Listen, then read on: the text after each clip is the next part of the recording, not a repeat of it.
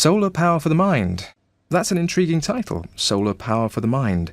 What's the connection, Jo, between resilience and solar power? Well, let me give you a bit of background as to how I hit upon this analogy. One day I'd been out to a meeting with a new client where, as often happens, I was asked what my definition of resilience was, and I said what I usually say, which was something like, resilience is the ability to succeed personally and professionally in the midst of a high-pressured, fast-moving and continuously changing environment. Right. And it's about not just bouncing back from adversity, but learning from life's challenges and problems and coming back stronger than before. And on my way home, I was thinking about how hard it is to pin down a definition of resilience in a few words when it's such a complex topic. And it so happened that I was driving past a house where solar panels were being installed.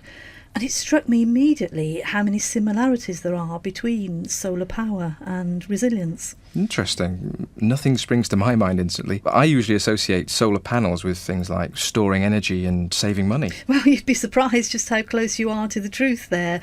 Let me explain what I'm thinking, and then we'll see if the analogy works for you. OK, sounds good to me. Well, firstly, solar power, it's a form of energy which has existed for thousands of years before human beings thought about using its power for their own well-being. And the same is true of resilience. It's a source of energy, and if we learn how to harness its power, we can significantly improve our well-being. So has resilience training not been around long then? No, not that long. When I first started delivering resilience training, hardly anyone had heard of it, but it's certainly gathered momentum over the last few years, although you need to be careful because there are very few experts in resilience out there, so a lot of what gets delivered is more stress management than resilience training, but that's the subject of another podcast. Yeah, sorry, I realise I've interrupted you there with your analogy. You were saying that solar power and resilience are both forms of energy and how we can harness power for our well-being. Oh, that's okay. Instead, let me ask you a question. Do you have solar panels on your house? No, I don't. So I wish I had them. Why is that? What advantages would you see of having solar panels? Well, it really pays off because if you've got them, there are huge savings to be made.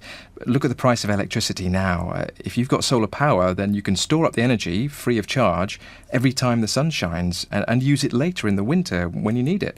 And as a system, it's less damaging to the environment. I think you can also sell surplus energy back to the national grid or something, so you make a profit as well. Exactly. So what we need to do is think of solar power as our resilience and the environment as the organisation we work for. If I can just sum up what you were saying there, with solar panels, you have a house that runs differently to an average house. Right. A solar-panelled house generates its own energy and is therefore much more cost-effective to the homeowner and better for the environment, as you said. Yeah. With resilience, you also have a person running on a different system to an average person.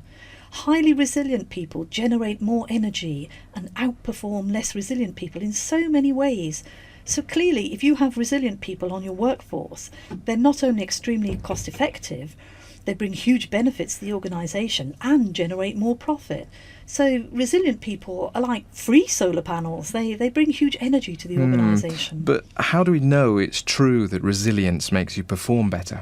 Well, the initial research into resilience set out to explore why some people seem to naturally be more successful than others. And, that's a fascinating question. What is it that makes the difference between success and failure in one person, satisfaction and discontent?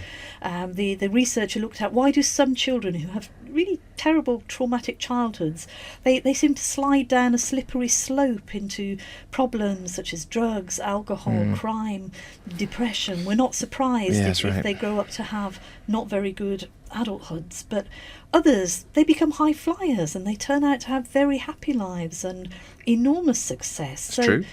Clearly, it's not what you go through in childhood that always determines what you become, although obviously it does have an impact.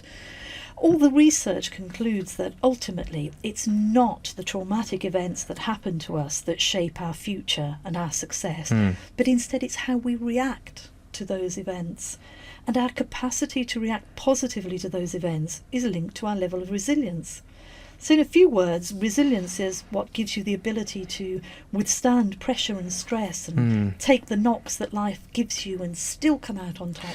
Right. Yeah, I can see that the more resilient you are, the more easily you deal with stressful situations.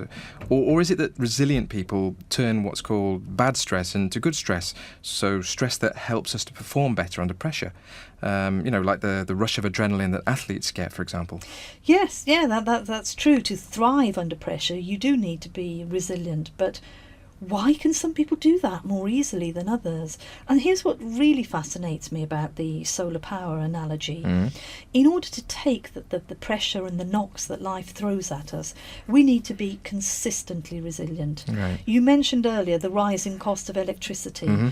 And I would liken that to the rising cost to our resilience of challenges that are being thrown at us in our personal and professional lives. Challenges coming from things like budget cuts, pension issues, the recession, redundancies, and the constant need to achieve more with fewer resources. Right. We all seem so much more under pressure these days. And the best way to deal with these pressures is to have stored up enough supplies of resilience to steer us through these turbulent times of difficulty.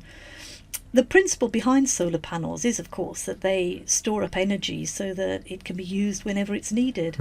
And I think in all the definitions of resilience that I hear, this element of storing up for future use tends to be somewhat missing. Right. I can see what you're saying. Basically, we need to constantly work at building up our supplies of resilience so that they're there for a rainy day. Right, because we all have natural levels of resilience, but obviously it's best if everyone can build that up to a higher level.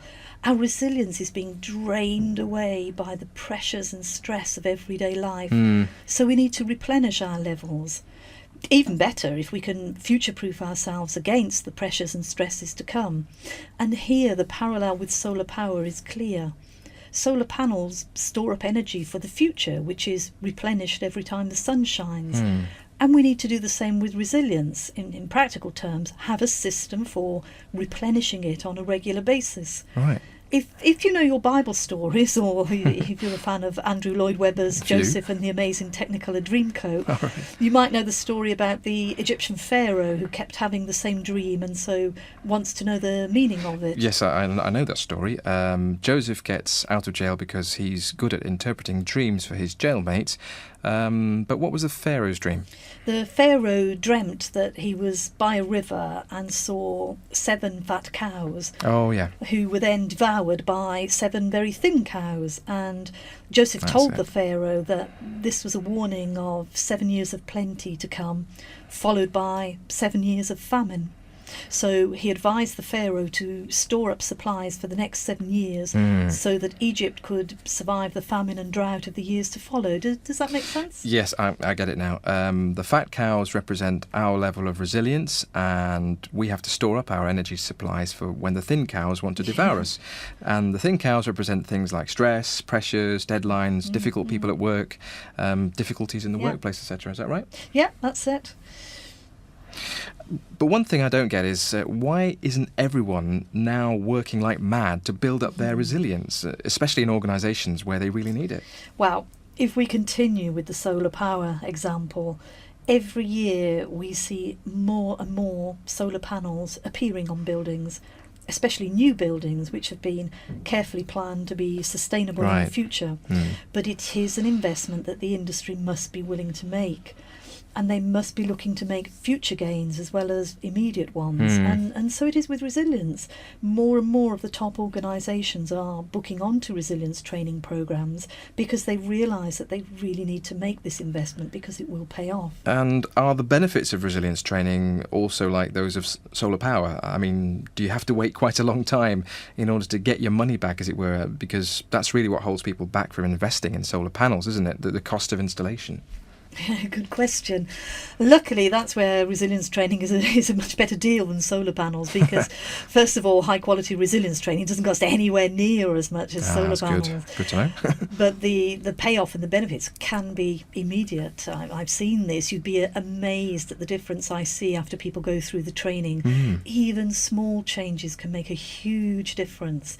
Just as you start storing up solar power as soon as the sun starts shining, So you can start reaping the benefits of adopting a resilient mindset as soon as you've learned some good practical strategies. And there's the added benefit that you don't need the sun to be shining to practice those resilient strategies. No, that's true. But I'm sure it helps. Oh, yes, definitely. I'm intrigued, though, about these strategies. Will you be taking us through them in future episodes? Yes, that's exactly what we'll be talking about in future episodes. If you're new to the concept of resilience, then I can show you some simple exercises to develop your resilience on a daily basis. If you're, say, a manager or team leader and you need to help your staff become more resilient, then we have some more challenging activities for you to do. Okay. Do you just explain the exercises, or do people get a chance to try them out? Of course, you need to try them out for yourselves. This podcast has just been about me and you talking about resilience, but I'm afraid you'll have much more work to do in future episodes. Oh, right. It's surely the best way to learn something, the best way to learn resilience is by doing it. Yeah, of course. Practical activities are the best thing, and the face-to-face training is highly interactive, so I've carried that over into the podcast series. Right. And in every step of the 8-point resilience building action plan, you'll be trying out ideas for yourself. For example, the first step in the action plan is to complete a resilience diagnostic. Oh, sounds exciting. I can't wait to find out how resilient I am. Oh, yes, indeed.